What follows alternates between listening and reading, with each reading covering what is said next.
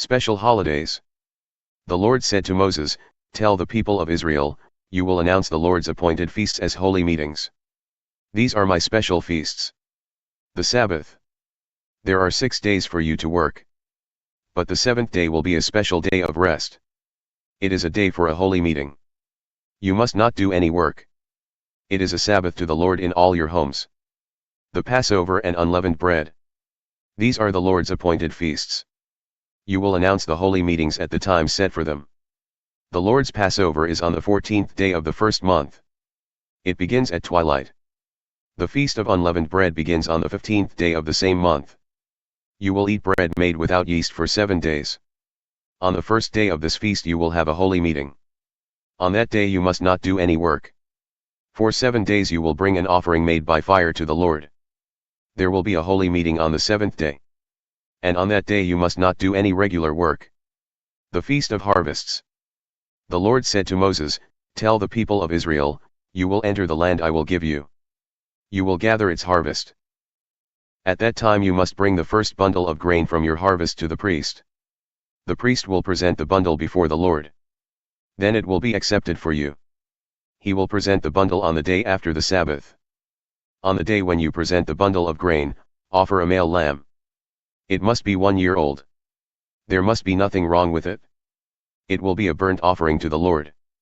You must also offer a grain offering. It should be 4 quarts of fine flour mixed with olive oil. It is an offering made by fire to the Lord. Its smell will be pleasing to the Lord.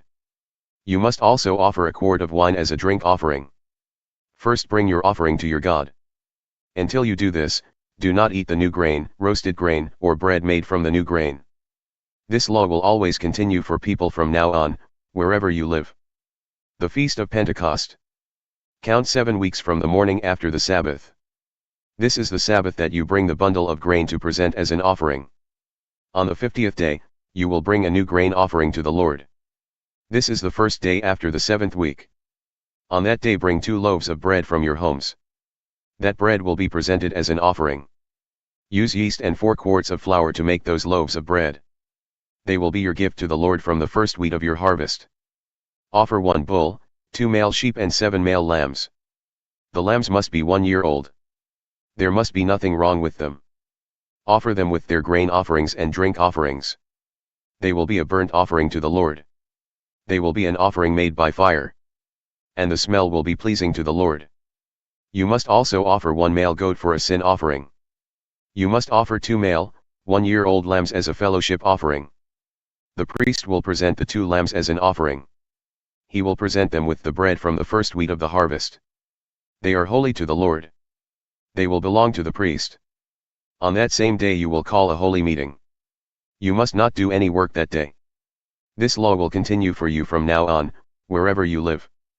You will harvest your crops on your land.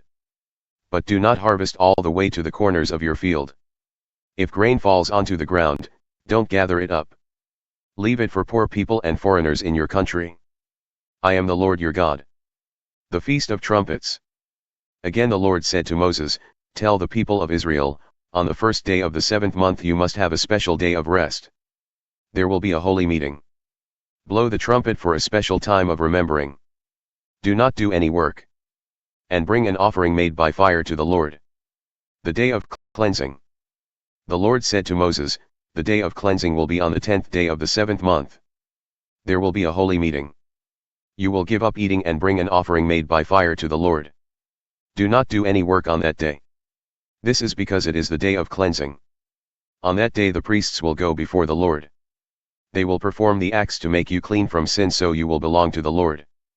If anyone refuses to give up food on this day, he must be separated from his people. If anyone works on this day, I will destroy him from among his people. You must not do any work at all. This law will continue for people from now on wherever you live. It will be a special day of rest for you. And you must not eat. You will start this special day of rest on the evening after the 9th day of the month. It will continue from that evening until the next evening. The Feast of Shelters. Again the Lord said to Moses, "Tell the people of Israel, on the 15th day of the 7th month is the Feast of Shelters. This feast to the Lord will continue for 7 days. There will be a holy meeting on the first day. Do not do any work. You will bring an offering made by fire to the Lord each day for 7 days. On the 8th day you will have another holy meeting. And you will bring an offering made by fire to the Lord. This will be a holy meeting. Do not do any work. These are the Lord's special feasts. There will be holy meetings on these feast days. You will bring offerings made by fire to the Lord. They will be whole burnt offerings, grain offerings, sacrifices and drink offerings. You must bring these gifts at the right times. You must bring these offerings in addition to those for the Lord's Sabbath days. You must offer them in addition to offerings you give as payment for special promises. They are also in addition to special offerings you want to give to the Lord. So on the 15th day of the 7th month, celebrate the Lord's festival for 7 days. By then you will have gathered in the crops of the land. You must rest on the 1st day and the 7th day. On the 1st day you will take good fruit from the fruit trees. And you will take branches from palm, poplars, and other leafy trees. You will celebrate before the Lord your God for 7 days. Celebrate this festival to the Lord for 7 days each year. This law will continue from now on. You will celebrate it in the 7th month. Live in shelters for 7 days. All the people born in Israel must live in shelters. This is so that all your descendants will know I made Israel live in shelters. It was during the time I brought them out of Egypt. I am the Lord your God. So Moses told the people of Israel about all of the Lord's appointed feast days. The lampstand and the holy bread.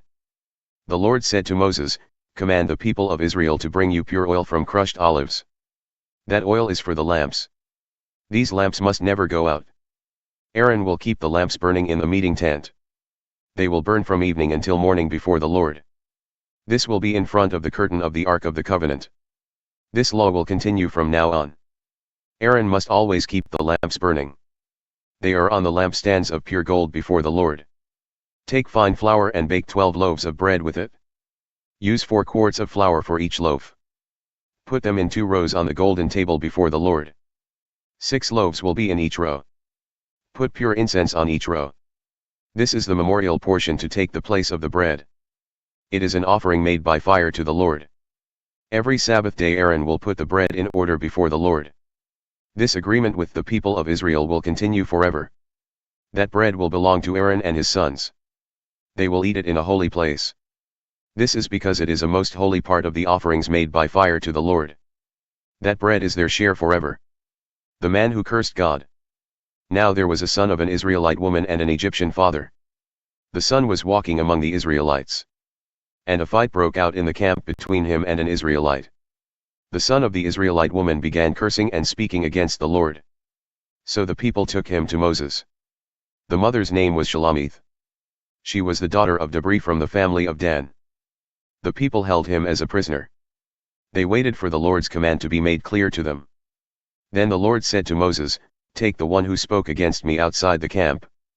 Then bring together all the people who heard him. They must put their hands on his head. Then all the people must throw stones at him and kill him. Tell the people of Israel this: if anyone curses his God, he is guilty of sin. Anyone who speaks against the Lord must be put to death. All the people must kill him by throwing stones at him. Foreigners must be punished just like the person born in Israel. If someone speaks against the Lord, he must be put to death. If someone kills another person, he must be put to death. Someone might kill an animal that belongs to another person. If he does, he must give that person another animal to take its place. And someone might cause an injury to his neighbor. If he does, the same kind of injury must be given back to him. A broken bone must be paid for a broken bone, an eye for an eye and a tooth for a tooth. In the same way someone injures another person, he must be injured in return. So anyone who kills another person's animal must give that person another animal to take its place. But the person who kills another person must be put to death. The law will be the same for the foreigner as for those from your own country. I am the Lord your God." Then Moses spoke to the people of Israel. And they took the person who had cursed outside the camp. Then they killed him with stones. So the people of Israel did as the Lord had commanded Moses. The time of rest for the land. The Lord spoke to Moses at Mount Sinai. He said, "Tell the people of Israel this: I will give you land. When you enter it, let it have a special time of rest. This will be to honor the Lord. You may plant seed in your field for 6 years. You may trim your vineyards for 6 years and bring in their fruits. But during the 7th year, you must let the land rest. This will be a special time to honor the Lord. You must not plant seed in your field or trim your vineyards. You must not cut the crops that grow by themselves after harvest. You must not gather the grapes from your vines that are not trimmed. The land will have a year of rest. You may eat whatever the land produces during that year of rest. It will be food for your men and women servants. It will be food for your hired workers and the foreigners living in your country. It will also be food for your cattle and the wild animals of your land. Whatever the land produces may be eaten. The year of Jubilee. Count off 7 groups of 7 years. This will be 49 years. During that time there will be 7 years of rest for the land. On the day of cleansing, you must blow the horn of a male sheep. This will be on the 10th day of the 7th month.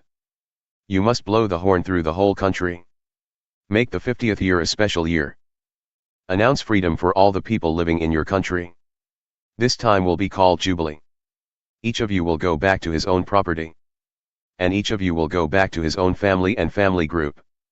The 50th year will be a special time for you to celebrate. Don't plant seeds. Don't harvest the crops that grow by themselves. Don't gather grapes from the vines that are not trimmed. That year is Jubilee. It will be a holy time for you. You may eat the crops that come from the field. In the year of Jubilee each person will go back to his own property. Don't cheat your neighbor when you sell your land to him. And don't let him cheat you when you buy land from him. You might want to buy your neighbor's land. If you do, count the number of years since the last Jubilee.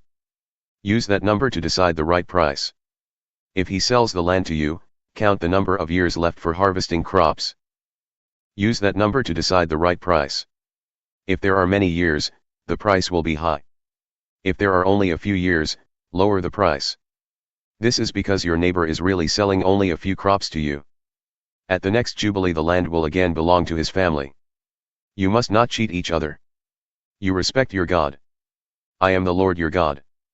Remember my laws and rules, and obey them. Then you will live safely in the land. The land will give good crops to you. You will eat as much as you want. And you will live safely in the land. But you might ask, if we don't plant seeds or gather crops, what will we eat the 7th year? Don't worry. I will send you a great blessing during the 6th year. That year the land will produce enough crops for 3 years. When you plant in the 8th year, you will still be eating from the old crop. You will eat the old crop until the harvest of the 9th year. Property laws. The land really belongs to me. So you can't sell it forever. You are only foreigners and travelers living for a time on my land. People might sell their land. But the family will always get its land back. A person in your country might become very poor. He might be so poor that he must sell his land. So his close relatives must come and buy it back for him. A person might not have a close relative to buy back his land for him. But he might get enough money to buy it back himself. He must count the years since the land was sold. He must use that number to decide how much to pay for the land. Then he may buy it back. And the land will be his again. But he might not find enough money to buy it back for himself. Then the one who bought it will keep it until the year of Jubilee. But during that celebration, the land will go back to the first owner's family. Someone may sell a home in a walled city. But, for a full year after he sold it, he has the right to buy it back. But the owner might not buy back the house before a full year is over. If he doesn't, the house in the walled city will belong to the one who bought it. It will belong to his future sons. The house will not go back to the first owner at Jubilee. But houses in small towns without walls are like open country. They can be bought back. And they must be returned to their first owner at Jubilee. The Levites may always buy back their houses. This is true in the cities which belong to them. Someone might buy a house from a Levite. But that house in the Levite city will again belong to the Levites in the Jubilee. This is because houses in Levite cities belong to the people of Levi. The people of Israel gave these cities to the Levites. Also the fields and pastures around the Levite cities cannot be sold. Those fields belong to the Levites forever. Rules for slave owners. Someone from your country might become too poor to support himself. Help him to live among you as you would a stranger or foreigner. Do not charge him any interest on money you loan to him. Respect your God. And let the poor man live among you. Don't lend him money for interest. Don't try to make a profit from the food he buys. I am the Lord your God. I brought you out of the land of Egypt. I did it to give the land of Canaan to you and to become your God. Someone from your country might become very poor. He might even sell himself as a slave to you. If he does, you must not make him work like a slave. He will be like a hired worker. And he will be like a visitor with you until the year of Jubilee. Then he may leave you. He may take his children and go back to his family and the land of his ancestors. This is because the Israelites are my servants. I brought them out of slavery in Egypt. They must not become slaves again. You must not rule this person cruelly. You must respect your God. You may buy men and women slaves from other nations around you. Also you may buy children as slaves. These children must come from the families of foreigners living in your land. These child slaves will belong to you. You may even pass these foreign slaves on to your children after you die. You can make them slaves forever. But you must not rule cruelly over your own brothers, the Israelites. A foreigner or visitor among you might become rich. And someone in your country might become poor. The poor man might sell himself as a slave to a foreigner living among you. Or he might sell himself to a member of a foreigner's family. The poor man has the right to be bought back and become free. One of his relatives may buy him back. His uncle or his uncle's son may buy him back. One of his close relatives may buy him back. Or if he gets enough money, he may pay the money himself. Then he will be free again. How do you decide the price? You must count the years from the time he sold himself to the foreigner. And count up to the next year of Jubilee. Use that number to decide the price. This is because the person really only hired himself out for a certain number of years. There might still be many years before the year of Jubilee. If so, the person must pay back a large part of the price. There might only be a few years left until Jubilee. If so, the person must pay a small part of the first price. But he will live like a hired man with the foreigner every year. Don't let the foreigner rule cruelly over him. That person will become free, even if no one buys him back. At the year of Jubilee, he and his children will become free. This is because the people of Israel are my servants. I brought them out of slavery in Egypt. I am the Lord your God.